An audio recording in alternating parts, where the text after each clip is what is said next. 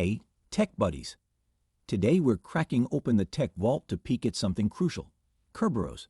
It's like the secret handshake of the digital world.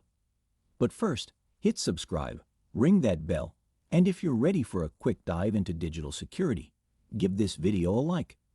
Let's talk Kerberos.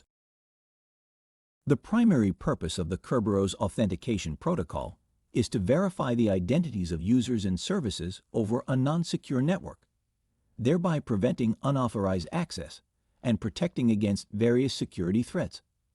Currently, Kerberos is the default authorization technology used by Microsoft Windows. Additionally, implementations of Kerberos exist in Apple OS, FreeBSD, UNIX, and Linux. Microsoft introduced their version of Kerberos in Windows 2000. It has also become a standard for websites and single sign-on implementations across platforms. Kerberos uses its various components. They are client. The client helps to initiate a service request for communicating with the user. Server. All the services that are required by the user are hosted by the server. Authentication Server. As the name suggests, as is used for the authentication of the client and the server. As assigns a ticket through Ticket Granting Ticket, TG, to the client. The assigned ticket ensures the authentication of the client to other servers. Key Distribution Center.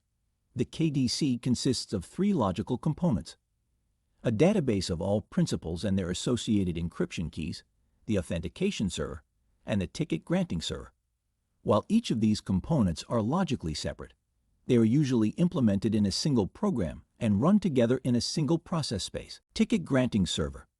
A Ticket Granting Server, TGS, is a logical key distribution center, KDC, component that is used by the Kerberos protocol as a trusted third party.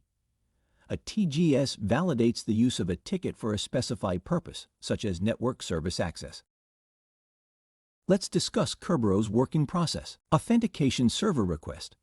To start the Kerberos client authentication process, the initiating client sends an authentication request to the Kerberos KDC Authentication Server.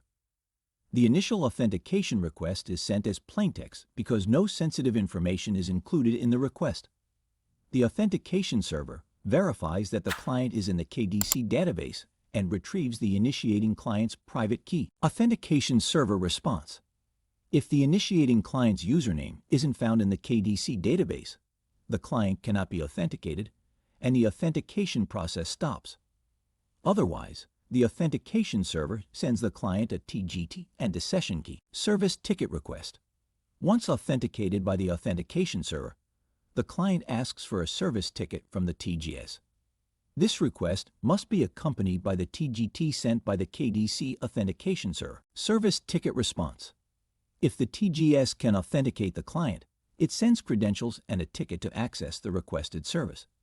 This transmission is encrypted with a session key specific to the user and service being accessed. This proof of identity is used to access the requested Kerberized service.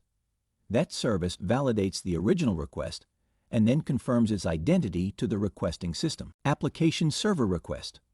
The client sends a request to access the application server. This request includes the service ticket received in Step 4. If the application server can authenticate this request, the client can access the server. Application Server Response. In cases where the client requests the application server to authenticate itself, this response is required.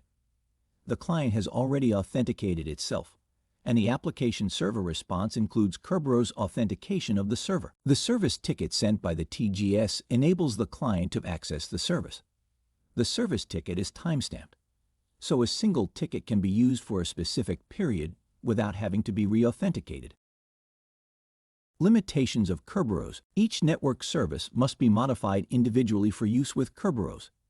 It doesn't work well in a timeshare environment, requires an always-on Kerberos server. Stores all passwords are encrypted with a single key. Thank you so much for your patience. Don't forget to hit that subscribe button and enable notifications so you don't miss any of our upcoming videos. Join us on this cybersecurity adventure and let's make the digital world a safer place together. That's all for today. We are signing off. Stay secure.